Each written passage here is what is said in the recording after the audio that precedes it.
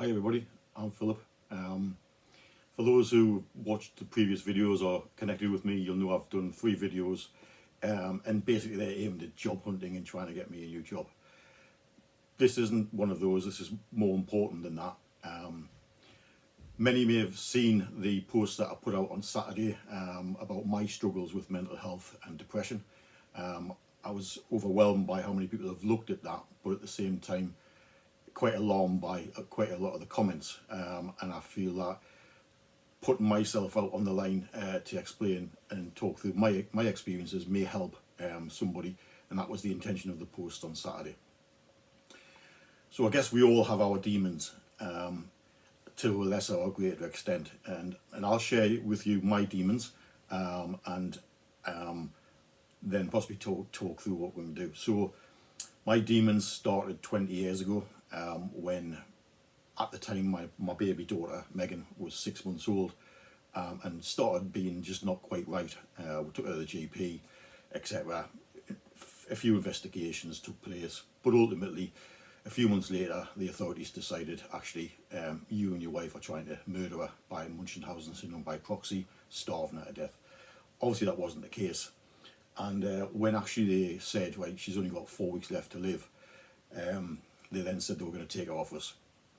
By chance, absolutely by chance, the following day, an amazing doctor diagnosed her with a large brain tumour, which was obviously the cause of the problems. We then spent 20 years battling that, and Megan's outlived 4 life expectancies, which is fantastic. But it's taken its toll. She's blind, has dementia, severe dementia, can't walk, can't stand, can't dress herself. Can't wash herself, feed herself. My wife hasn't worked for 17 years as the main carer, and that's the demon. It's hard to cope with that for such a long period of time, but we have and we do. But last year it got too much for me, and my demons overtook me, and I was really in a bad place for quite a long time. And as a man, I felt I couldn't really open up about that. I felt as though it was my role to be strong, and it got to the point where I was contemplating suicide on a daily basis for quite a long time. But on the 10th of July last year, my love of my family, my love of my wife Sandra, and my daughters Megan, who's poorly, and Kyra, who's 16, that's what I live for. They're what I live for. So I went and got help. I went to my doctors.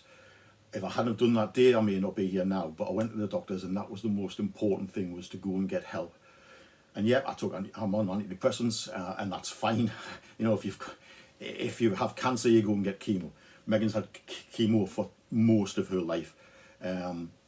Experimental stuff we're at the stage of now, because there's nothing else can be done. Basically, we know she's going to go at some point. But taking a tablet every day is nothing to be ashamed of. So I'm now in the best place I've ever been in my life. The counselling that I've had, CBT, was amazing, and I wish everyone could have that, but without the depression first.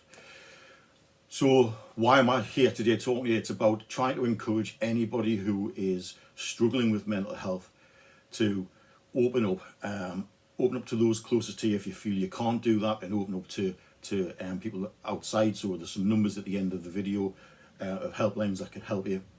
If you're an employer, please ask more about your team. Ask them how are they, and really listen rather than talk. I used to say I was fine. Fine's not a really good word with regards to mental health. It's a cover word. So listen past it if you can, please. So I've told you my demons, and yeah, they're still there. I can't change what happened with Megan. I can't change that Megan is 24/7 care. I'm in our bedroom now.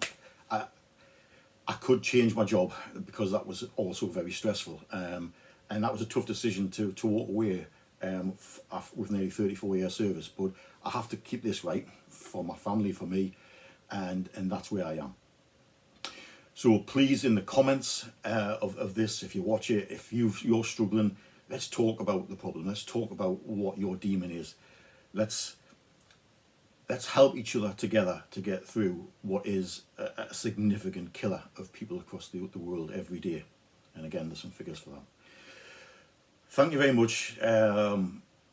Hopefully this, even if it just helps one person back away from that line of doing the deed, then it's been worth sharing my experiences. Stay safe, take care, and deepest love to you all. Many thanks. Bye.